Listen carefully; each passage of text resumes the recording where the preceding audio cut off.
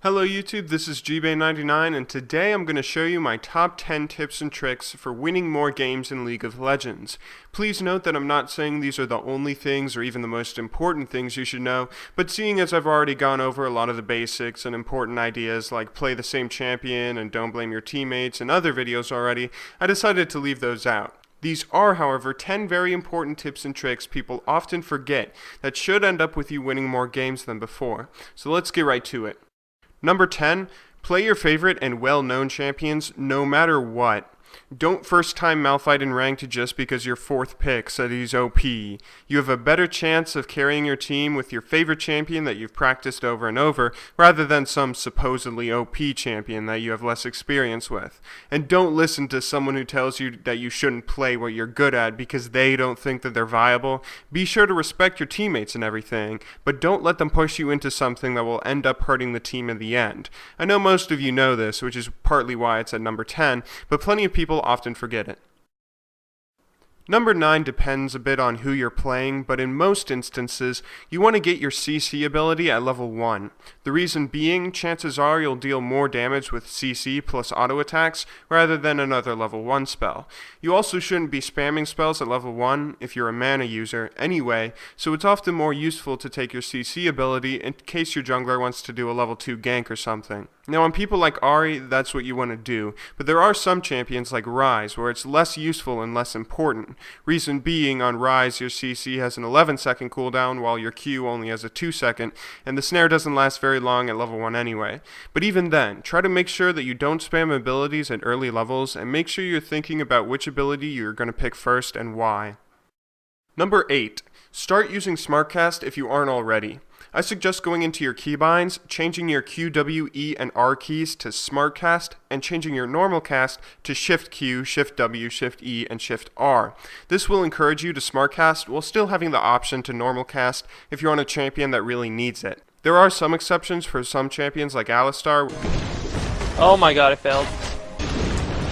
Fuck, can't do it. Where it can hurt you a little to SmartCast, but for the majority of champions, you'll get more kills, deal more damage, save more teammates, and die a whole lot less if you eliminate those couple seconds it takes when you don't SmartCast. It may take some getting used to and not everyone uses it, but those couple of seconds can make a big difference when there's not a big skill gap between you and your opponent, like when you play solo queue. Fuck, I can't do it, dude. Number 7. Alright, I had to include this tip. Don't forget to ward. It's a classic answer, but it holds so much truth to it. If you're a support in bronze, then you can often win games just by warding the whole map. Here's an extra little tip when warding though. When warding brushes, your cursor will turn green if the ward you're about to place will be placed in the brush, and if it's outside the brush, it'll be blue. Number 6. Pay attention in champion select. Anyone who's played a large number of ranked games has at least once gotten that one guy who AFKs and forgets a ban, or he's watching a video and he randoms his champion, or he's surfing Reddit and he forgets to change his runes and masteries. We've been that guy sometimes.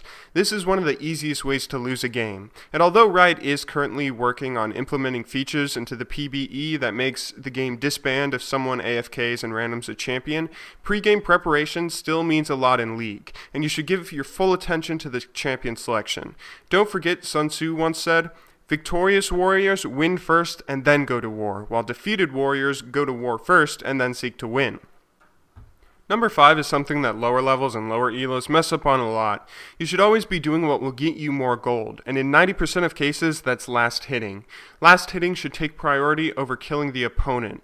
Now, if your opponent is playing poorly and making big enough mistakes that will allow you to get a kill, then by all means go for it. But don't lose CS because you're harassing him if you aren't going to end up getting a kill anyway. CSing will get you loads of gold, while simply harassing with no kills won't. If you do choose to harass your opponent, make sure you're CSing well while doing so, or make sure you have an almost guaranteed kill coming up soon.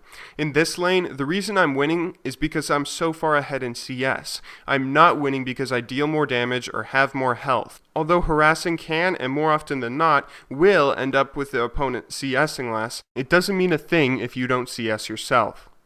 Number 4, if you haven't already, go into the options and adjust your HUD so your skills, items, and chat are all smaller, but your minimap is fairly large. This will let you see more of the screen, so you get an extra second's notice or so when someone comes to gank you or an enemy or ally shows up nearby, while also giving your minimap a little more presence so you'll be more likely to pay attention and look at it.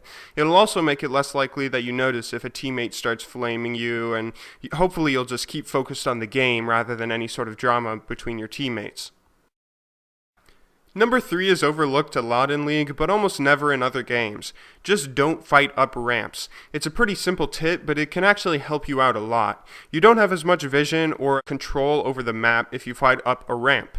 The enemy team simply gets an advantage when you fight uphill, so don't do it. It held truth in 500 BC, it holds truth in nearly every RTS today, and it holds truth in League of Legends too. Number 2 is an important one. Generally, you want to go with your gut instinct. Listen and trust yourself. If you're thinking, he backed off right as I went into this brush, maybe it's warded, then chances are it's warded, you're wasting your time staying, and you should have gone with your gut instinct and left right away. You're a smart person. Listen and trust yourself, and you'll end up wasting less time and preventing some unnecessary deaths in the process.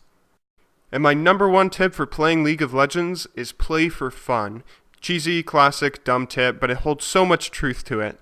This is a game. Games are played for fun. The entire reason we're all still playing League of Legends is because we have fun playing it. If you focus on playing for fun while just guiding yourself in the right direction by doing certain things, you'll have much better results and improve much quicker rather than if you go in with the try-hard, must-win attitude. I hope you all enjoyed watching and learned something new. Again, these aren't my only tips or the biggest bits of information I think you should all know, but they're pretty important and plenty of people forget them all too easily. If you haven't already, I suggest you subscribe for more, and as always, thanks for watching, good luck in solo queue, and have a wonderful day. I really don't like Hellstar. I'm gonna stop playing him.